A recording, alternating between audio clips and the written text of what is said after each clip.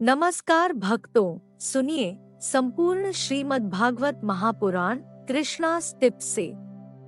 ओम नमो भगवते वासुदेवाय। संपूर्ण श्रीमद् भागवत महापुराण सप्तम स्कंद अध्याय 10 से लेकर अध्याय 11 तक। संपूर्ण श्रीमद् भागवत महापुराण सप्तम स्कंद 10 अध्याय।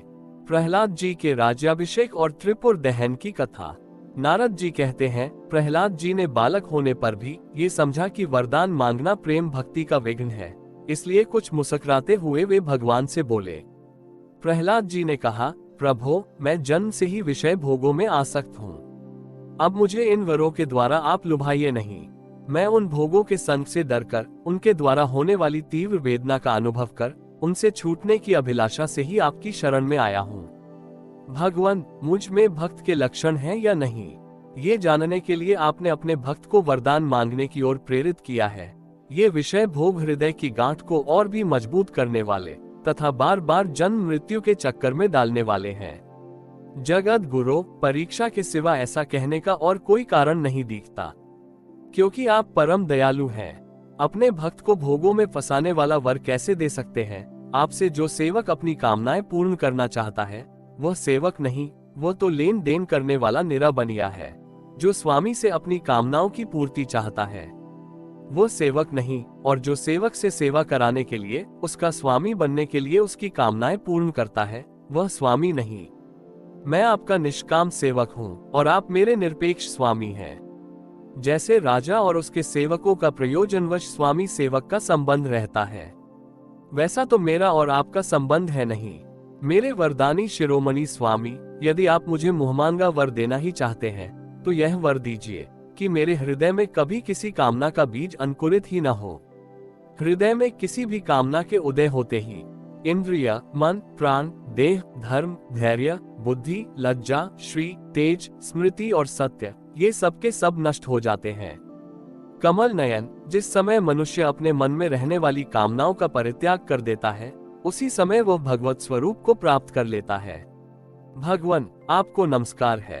आप सबके हृदय में विराजमान उदार शिरोमणि स्वयं परब्रह्म परमात्मा है। अद्भुत नरसिंह रूपधारी श्री हरि के चरणों में मैं बार बार प्रणाम करता हूँ। श्री नरसिंह भगवान ने कहा, प्रहलाद, तुम्हारे जैसे मेरे एकांत प्रेमी इस लोक अथवा परलोक की किसी भी वस्तु के लिए कभी कोई कामना नहीं करते। फिर भी अधिक नहीं, केवल एक मनवंतर तक मेरी प्रसन्नता के लिए तुम इस लोक में दैत्याधिपतियों के समस्त भोग स्वीकार कर लो। समस्त प्राणियों के हृदय में यज्ञों के भोक्ता ईश्वर के रूप में मैं ही विराजमान हूँ। तुम अपने हृदय में मुझे देखते रहना और मेरी लीला कथाएं, जो तुम्हें अत्यंत प्रिय है, सुनते रहना। समस्त कर्मों के द्वारा मेरी ही आराधना करना और इस प्रकार अपने प्रारब्ध कर्म का क्षय कर देना। भोग के द्वारा पुण्य कर्मों के फल और निष्काम पुण्य कर्मों के द्वारा पाप का नाश करते हुए समय पर शरीर का त्याग करके समस्त बंधनों से मुक्त होकर तुम मेरे पास आ जाओगे।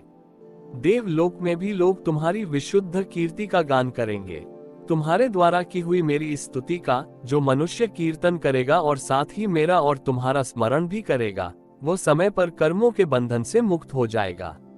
प्रहलाद जी ने कहा, महेश्वर, आप वर देने वालों के स्वामी हैं। आपसे मैं एक वर और मांगता हूँ। मेरे पिता ने आपके ईश्वरीय तेज को और सर्वशक्तिमान चराचर गुरु स्वयं आपको न जानकर आपकी बड़ी निंदा की है।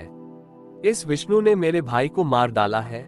ऐसी मिथ्या दृष्टि रखने के कारण पिताजी करोड़ के वेग को सहन करने में असमर्थ हो गए थे। इसी से उन्होंने आपका भक्त होने के कारण मुझसे भी द्रोह किया।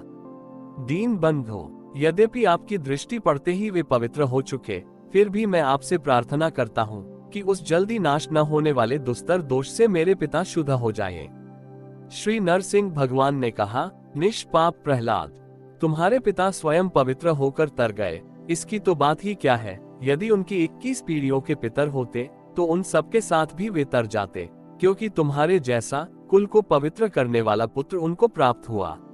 मेरे शांत, समदर्शी और सुख से सदाचार पालन करने वाले प्रेमी भक्त जन जहाँ जहाँ निवास करते हैं, वे स्थान चाहे कीकट ही क्यों न हो, पवित्र हो जाते हैं। दैत्य राज, मेरे भक्ति भाव से जिनकी कामनाएं नष्ट हो गई हैं, वे सर्वत्र आत्मा भाव हो जाने के कारण छोटे बड़े किसी भी प्राणी को किसी भी प्रकार के कष्ट नहीं पहुंचाते। संसार में जो लोग तुम्हारे अनुयायी होंगे वे भी मेरे भक्त हो जाएंगे। बेटा, तुम मेरे सभी भक्तों के आदर्श हो। यद्यपि मेरे अंगों का स्पर्श होने से तुम्हारे पिता पूर्ण रूप से पवित्र हो गए हैं, तथापि तुम उनकी अंत्येष्टि क्रिया करो। तुम्हारे जैसी संतान के कारण उन्हें उत्तम लोकों की प्राप्ति होगी। वत्स, तुम अपने पिता के पद पर स्थित हो जाओ और वेदवादी मुनियों की आज्ञा के अनुसार मुझ में अपना मन लगाकर और मेरी शरण में रहकर मेरी सेवा के लिए ही अपने सारे कार्य करो। नारद जी कहते हैं, युधिष्ठिर, भगवान की आज्ञा के अनुसार प्रहलाद जी ने अपने पिता की अंत्येष्टि क्रिया की। इसके बाद श्रेष्ठ ब्राह्मणों ने उनका राज्याभिषेक किया। इसी समय देवता, ऋषि आदि के साथ ब्रह्मा जी ने नरसिंह भगवान को प्रसन्न वदन देखकर पवित्र वचनों के द्वारा उनकी स्तुति की और उनसे यह बात कही। ब्रह्मा जी ने कहा, देवताओं के आराध्य देव, आप सर्वांतर्यामी, जीवों के जीवन दाता और मेरे भी पिता हैं। ये पापी दैत्य लोगों को बहुत ही सता रहा था। ये बड़े सौभाग्य की बात है कि आपने इसे मार डाला। मैंने इसे वर दे दिया था कि मेरी सृष्टि का कोई भी प्राणी तुम्हारा वध न कर सकेगा। इससे यह मतवाला हो गया था। तपस्या, योग और बल के कारण उच्छृंखल होकर इसने वेद विधियों का उच्छेद कर दिया था। ये भी बड़े सौभाग्य की बात है कि इसके पुत्र, परम भागवत शुद्ध हृदय, नन्हे से शिशु प्रहलाद को आपने मृत्यु के मुख से छुड़ा दिया, तथा ये भी बड़े आनंद और मंगल की बात है कि वह अब आपकी शरण में है। भगवान, आपके इस नरसिंह रूप का ध्यान जो कोई एकाग्र मन से करेगा, उसे ये सब प्रकार के भयों से बचा लेगा। यहाँ तक कि मारने की इच्छा से आई हुई मृत्यु भी उसका कुछ न बिगाड़ सकेगी। श्री नरसिंह भगवान बोले, ब्रह्मा जी, आप दैत्यों को ऐसा वर न दिया करें। जो स्वभाव से ही क्रूर है, उनको दिया हुआ वर तो वैसा ही है जैसा सांपों को दूध पिलाना। नारद जी कहते हैं, युधिष्ठिर, नरसिंह भगवान इतना कहकर और ब्रह्मा जी के द्वारा की हुई पूजा को स्वीकार करके वहीं अंतर्धान हो गए और समस्त प्राणियों के लिए अदृश्य हो गए। इसके बाद प्रहलाद जी ने भगवत स्वरूप ब्रह्मा जी और शंकर जी की तथा प्रजापति और देवताओं की पूजा करके उन्हें माथा टेककर प्रणाम किया। तब शुक्राचार्य आदि मुनियों के साथ ब्रह्मा जी ने प्रहलाद जी को समस्त दानव और दैत्यों का अधिपति बना दिया। फिर ब्रह्मादि देवताओं ने प्रहलाद का अभिनंदन किया और उन्हें शुभाशीर्वाद दिए। प्रहलाद जी ने भी यथा योग्य सबका सत्कार किया और वे लोग अपने अपने लोकों को चले गए। युधिष्ठिर, इस प्रकार भगवान के वे दोनों पार्षद जय और विजय दिति के पुत्र दैत्य हो गए थे। वे भगवान से वैर भाव रखते थे। उनके हृदय में रहने वाले भगवान ने उनका उद्धार करने के लिए उन्हें मार डाला। ऋषियों के शाप के कारण उनकी मुक्ति नहीं हुई। वे फिर से कुंभकर्ण और रावण के रूप में राक्षस हुए। उस समय भगवान श्री राम के पराक्रम से उनका अंत हुआ। युद्ध में भगवान राम के बाणों से उनका कलेजा फट गया। वहीं पड़े पड़े पूर्व जन्म की भांति भगवान का स्मरण करते करते उन्होंने अपने शरीर छोड़े। वे ही अब इस युग में शिशुपाल और दंतवक्त्र के रूप में पैदा हुए थे। भगवान के प्रति वैर भाव होने के कारण तुम्हारे सामने ही वे उनमें समा गए। युधिष्ठिर, श्री कृष्ण से शत्रुता रखने वाले सभी राजा अंत समय में श्री कृष्ण के स्मरण से तद्रूप होकर अपने पूर्वकृत पापों से सदा के लिए मुक्त हो गए। जैसे भरिंगी के द्वारा पकड़ा हुआ कीड़ा भय से ही उसका स्वरूप प्राप्त कर लेता है, जिस प्रकार भगवान के प्यारे भक्त अपनी भेदभाव रहित अनन्य भक्ति के द्वारा भगवत स्वरूप को प्राप्त कर लेते हैं, वैसे ही शिशुपाल आदि नरपति भी भगवान के वैर भाव जनित अनन्य चिंतन से भगवान के सारूप्य को प्राप्त हो गए। युधिष्ठिर, तुमने मुझसे पूछा था कि भगवान से द्वेष करने वाले शिशुपाल आदि को उनके सारूप्य की प्राप्ति कैसे हुई, उसका उत्तर मैंने तुम्हें दे दिया। ब्रह्मण्य देव परमात्मा श्री कृष्ण का ये परम पवित्र अवतार चरित्र है। इसमें हिरण्याक्ष और हिरण्यकशिपु इन दोनों दैत्यों के वध का वर्णन है। इस प्रसंग में भगवान के परम भक्त प्रहलाद का चरित्र भक्ति, ज्ञान, वैराग्य एवं संसार की सृष्टि, स्थिति और प्रलय के स्वामी श्री हरि के यथार्थ स्वरूप तथा उनके दिव्य गुण एवं लीलाओं का वर्णन है। इस आख्यान में देवता और दैत्यों के पदों में काल क्रम से जो महान परिवर्तन होता है उसका भी निरूपण किया गया है। जिसके द्वारा भगवान की प्राप्ति होती है उस भागवत धर्म का भी वर्णन है। आध्यात्म के संबंध में भी सभी जानने योग्य बातें इसमें हैं। भगवान के पराक्रम से पूर्ण इस पवित्र आख्यान को जो कोई पुरुष श्रद्धा से कीर्तन करता और सुनता है, वो कर्म बंधन से मुक्त हो जाता है। जो मनुष्य परम पुरुष परमात्मा की यह श्री नरसिंह लीला, सेनापतियों सहित हिरण्यकशिपु का वध और संत शिरोमणि प्रहलाद जी का पावन प्रभाव एकाग्र मन से पढ़ता और सुनता है, वो भगवान के अभय पद वैकुंठ को प्राप्त होता है। युधिष्ठिर, इस मनुष्य लोक में तुम लोगों के भाग्य अत्यंत प्रशंसनीय है, क्योंकि तुम्हारे घर में साक्षात पर ब्रह्म परमात्मा मनुष्य का रूप धारण करके गुप्त रूप से निवास करते हैं। इसी से सारे संसार को पवित्र कर देने वाले ऋषि मुनि बार बार उनका दर्शन करने के लिए चारों ओर से तुम्हारे पास आया करते हैं। बड़े बड़े महापुरुष निरंतर जिनको ढूंढते रहते हैं, जो माया के लेश से रहित परम शांत परमानंदानुभव स्वरूप पर ब्रह्म परमात्मा है, वे ही तुम्हारे प्रिय हितैषी ममेरे भाई पूज्य आज्ञाकारी गुरु और स्वयं आत्मा श्री कृष्ण है। शंकर ब्रह्मा आदि भी अपनी सारी बुद्धि लगाकर वे ये हैं इस रूप में उनका वर्णन नहीं कर सके, फिर हम तो कर ही कैसे सकते हैं। हम तो मौन भक्ति और संयम के द्वारा ही उनकी पूजा करते हैं। कृपया हमारी यह पूजा स्वीकार करके भक्त वत्सल भगवान हम पर प्रसन्न हो। युधिष्ठिर, यही एकमात्र आराध्य देव है। प्राचीन काल में बहुत बड़े मायावी मयासुर ने जब रुद्रदेव की कमनीय कीर्ति में कलंक लगाना चाहा था, तब इन्हीं भगवान श्री कृष्ण ने फिर से उनके यश की रक्षा और विस्तार किया था। राजा युधिष्ठिर ने पूछा, नारद जी, मैं दानव किस कार्य में जगदीश्वर रुद्रदेव का यश नष्ट करना चाहता था और भगवान श्री कृष्ण ने किस प्रकार उनके यश की रक्षा की? आप कृपा करके बतलाइए। नारद जी ने कहा, एक बार इन्हीं भगवान श्री कृष्ण से शक्ति प्राप्त करके देवताओं ने युद्ध में असुरों को जीत लिया था। उस समय सब के सब असुर मायावियों के परम गुरु मय दानव की शरण में गए। शक्तिशाली मयासुर ने सोने चांदी और लोहे के 3 विमान बना दिए। वे विमान क्या थे? 3 पुर ही थे। वे इतने विलक्षण थे कि उनका आना जाना जान नहीं पड़ता था। उनमें अपरिमित सामग्रियां भरी हुई थीं।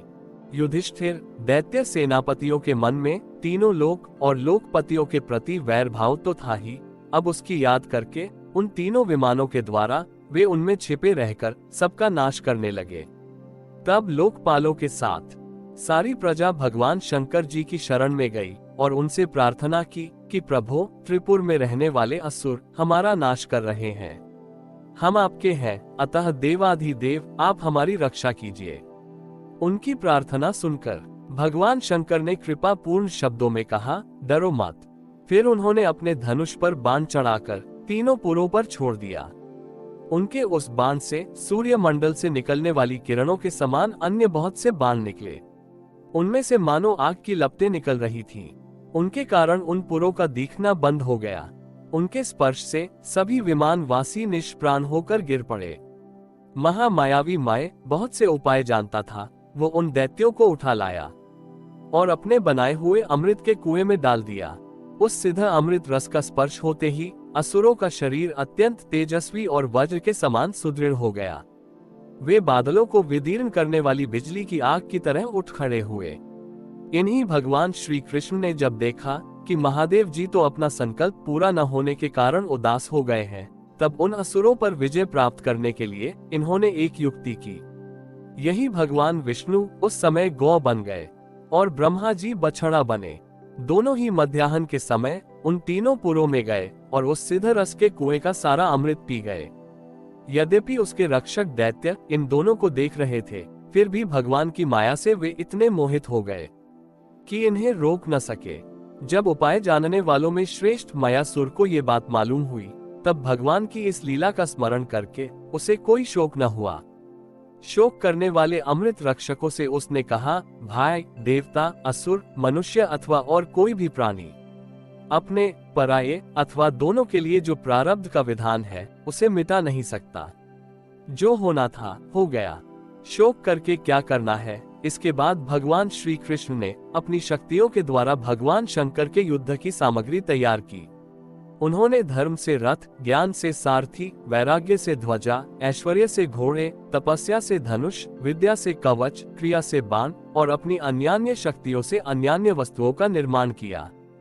इन सामग्रियों से सज धज कर भगवान शंकर रथ पर सवार हुए एवं धनुष बाण धारण किया।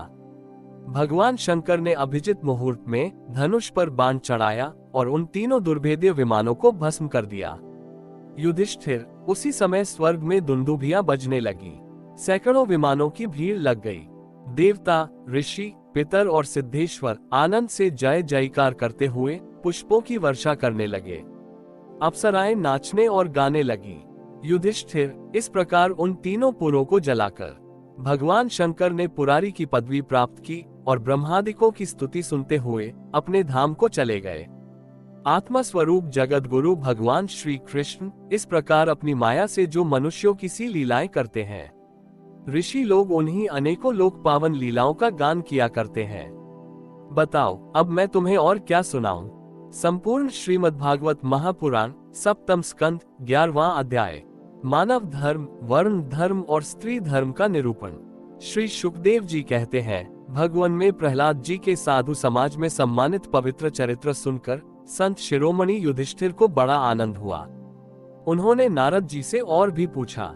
युधिष्ठिर जी ने कहा, भगवान, अब मैं वर्ण और आश्रमों के सदाचार के साथ मनुष्यों के सनातन धर्म का श्रवण करना चाहता हूँ, क्योंकि धर्म से ही मनुष्य को ज्ञान, भगवत प्रेम और साक्षात परम पुरुष भगवान की प्राप्ति होती है।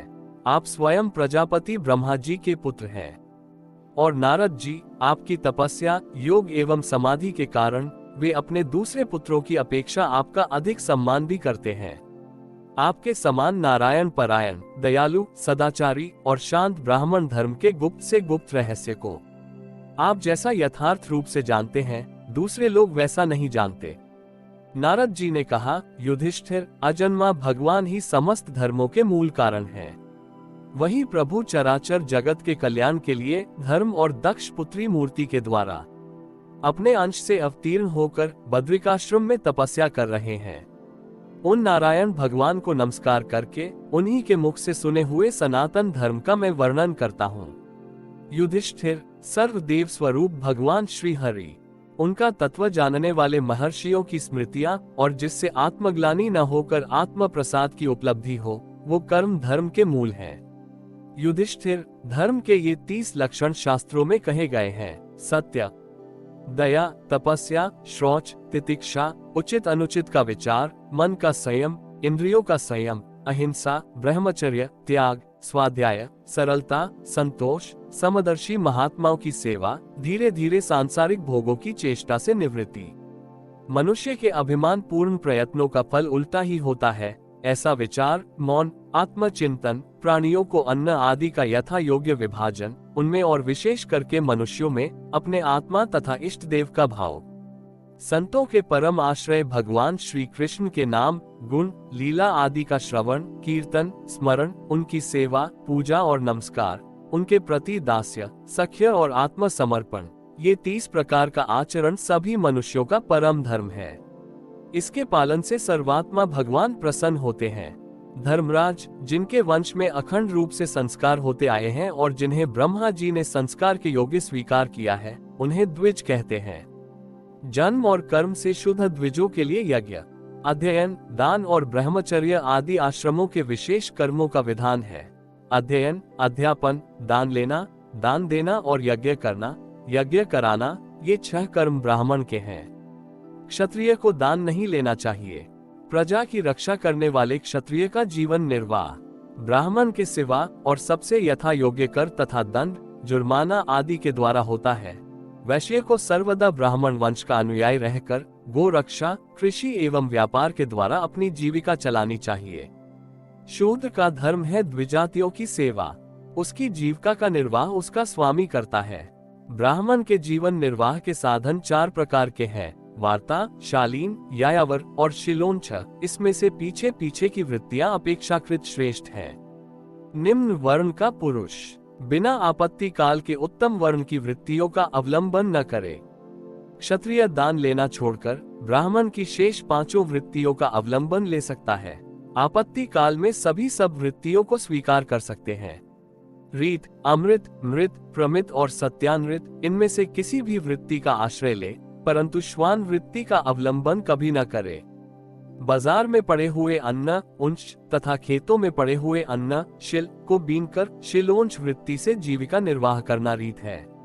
बिना मांगे जो कुछ मिल जाए उसी अयाचित शालीन वृत्ति के द्वारा जीवन निर्वाह करना अमृत है। नित्य मांगकर लाना अर्थात यायावर वृत्ति के द्वारा जीवन यापन करना अमृत है। कृषि आदि के द्वारा वार्ता वृत्ति से जीवन निर्वाह करना प्रमित है। वाणिज्य सत्यानृत है और निम्न वर्ण की सेवा करना श्वान वृत्ति है। ब्राह्मण और क्षत्रिय को इस अंतिम निंदित वृत्ति का कभी आश्रय नहीं लेना चाहिए, क्योंकि ब्राह्मण सर्व वेदमय और क्षत्रिय राजा सर्वदेव में है। शम, दम, तप, शौच, संतोष, क्षमा, सरलता, ज्ञान, दया, भगवत परायण और सत्य ये ब्राह्मण के लक्षण हैं।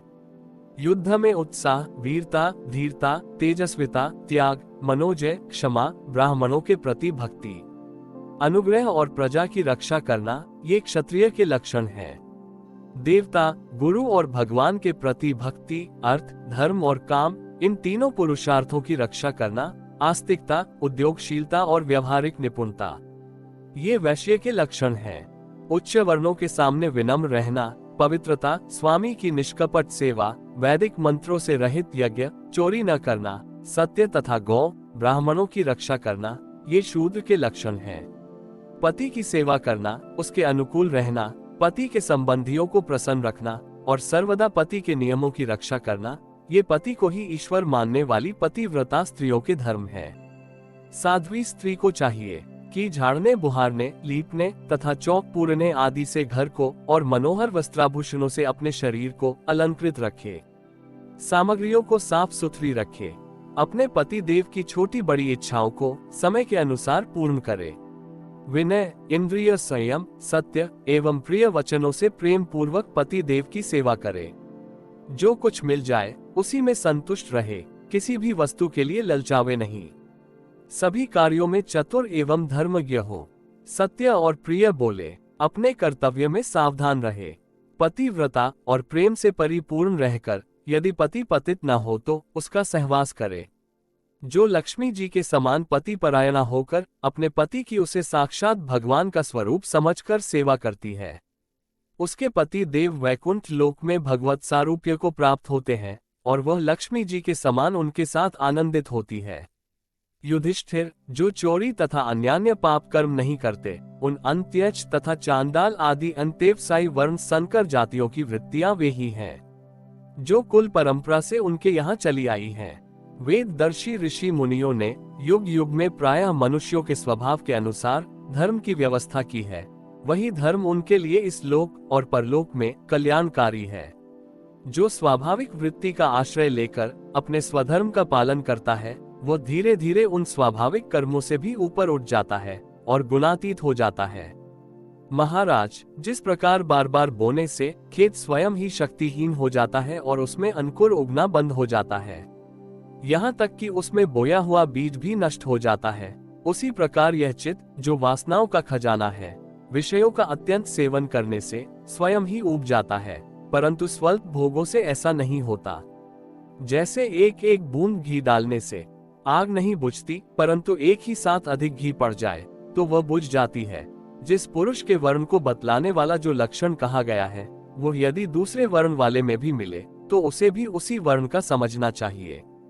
हरि ओम तत्सत। इति श्रीमद्भागवत महापुराण सप्तम स्कंद अध्याय 10 से लेकर अध्याय 11 तक संपूर्ण।